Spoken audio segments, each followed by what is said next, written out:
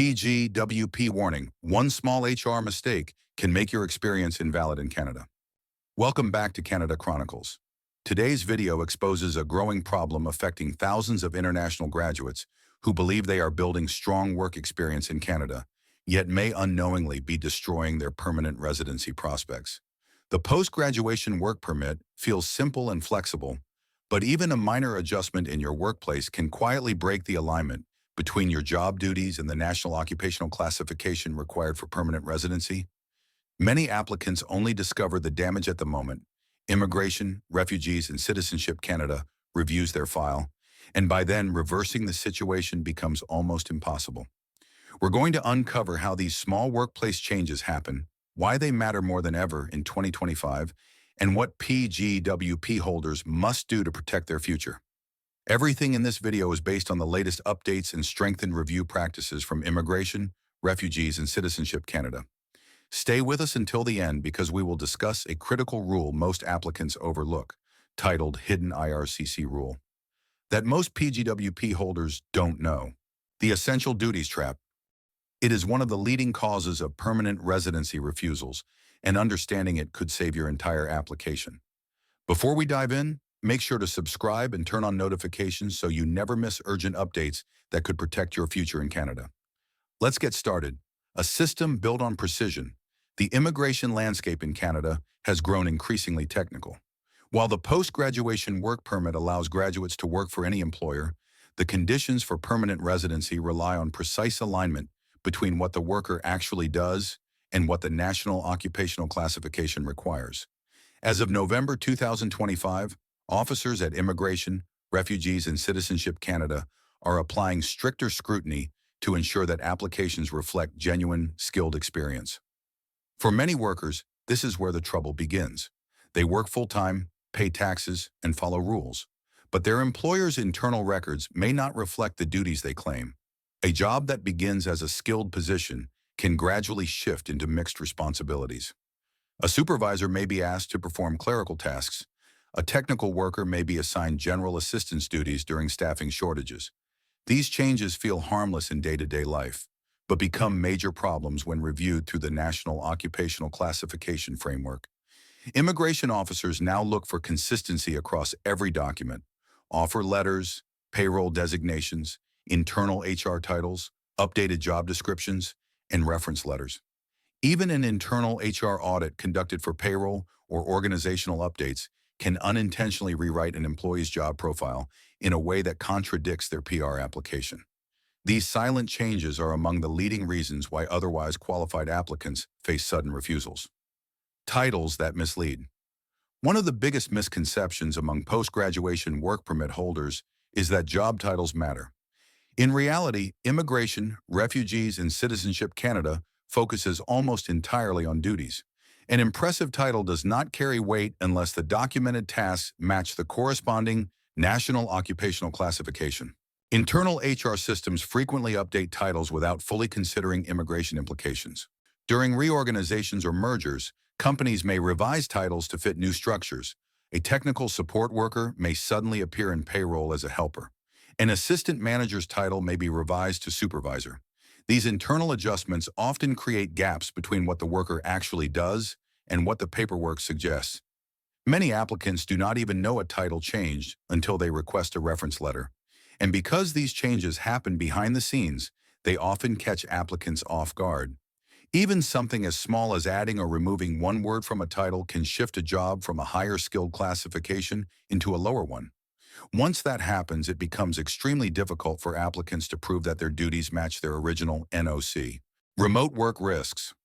Remote work, now a standard part of the Canadian workforce, introduces more complications. Several provincial immigration programs require applicants to physically reside within the province, offering the pathway. A worker hired in Alberta, but living and working from Ontario may unintentionally break a residency requirement, even if the employer fully supports the arrangement. Immigration, Refugees, and Citizenship Canada also examines work location when assessing eligibility. Officers verify where the work is performed, not just where the employer is based. In pathways tied to regional participation, physical location can determine approval or refusal. Remote work is convenient, but without clarity and documentation, it can quietly jeopardize eligibility. Many PGWP holders assume that remote work arrangements carry no immigration risks, but in reality, they can undermine provincial ties, weaken residency claims, and complicate job verification when an officer questions where the applicant actually performed their responsibilities. Workplace shifts that undo PR dreams. Another growing issue affecting post-graduation work permit holders is workplace restructuring. When companies merge, expand, or update their organizational systems, duties often shift in ways that seem minor, but create significant discrepancies. A worker may take on extra responsibilities during staffing shortages. A role might expand to include unrelated tasks. Duties may be redistributed to simplify operations. These adjustments become critical during the permanent residency review. Officers compare reference letters, job descriptions, and national occupational classification duties. If the essential tasks listed in the classification are missing or diluted, the experience becomes invalid. This problem intensified in 2024 and 2025 as Immigration, Refugees, and Citizenship Canada increased employer compliance checks. Officers now examine whether the duties in reference letters truly match the claim classification. When letters are vague, outdated, or overly generic, the applicant is the one who pays the price. A workforce under pressure. Industries across Canada rely heavily on workers who entered the country through temporary programs and later applied for permanent residency sectors such as construction, retail, healthcare support, hospitality, transportation, agriculture, and manufacturing depend on this labor source.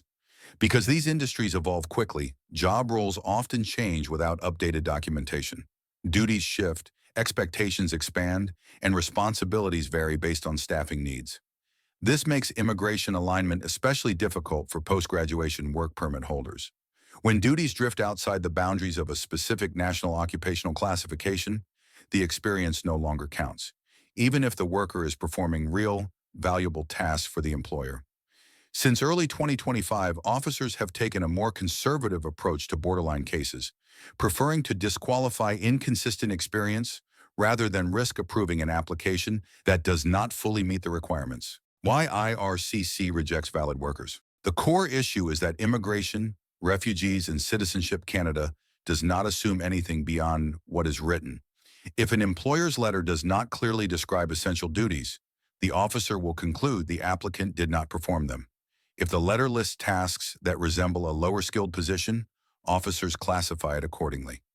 Officers do not speculate, interpret, or infer duties. They follow the written documentation exactly. This is why many strong, skilled workers receive refusal letters even though they perform the job well. The problem is not their performance, it is the misalignment between duties and documentation. Thanks for staying with us this far. We appreciate your time and hope you're finding this information valuable. The essential duties trap. One of the most overlooked rules in the immigration process involves essential duties. Every national occupational classification contains a set of core responsibilities that define the job's purpose. These essential duties must be explicitly reflected in the employer's reference letter. If they are missing, immigration officers will determine that the applicant did not perform the role. This is where many post-graduation work permit holders are caught off guard.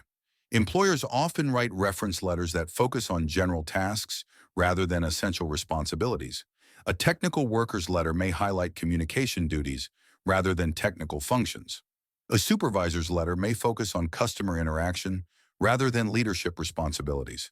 When essential duties are absent, the application collapses.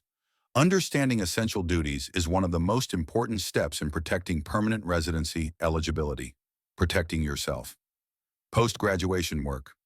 Permit holders can safeguard their applications by maintaining open communication with employers.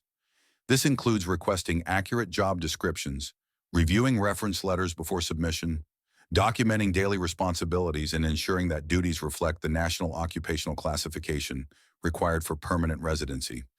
Workers should confirm that remote arrangements align with provincial pathways and seek guidance from immigration professionals when needed. Accuracy is not optional. It is the foundation of a successful permanent residency application. As you can see, even the smallest changes in your workplace can affect your future in Canada in ways many PGWP holders never expect. Staying informed and proactive is key to avoiding unexpected refusals. If this video helped you, share it with others facing the same challenges. Don't forget to subscribe and turn on notifications for more important updates. See you in the next video.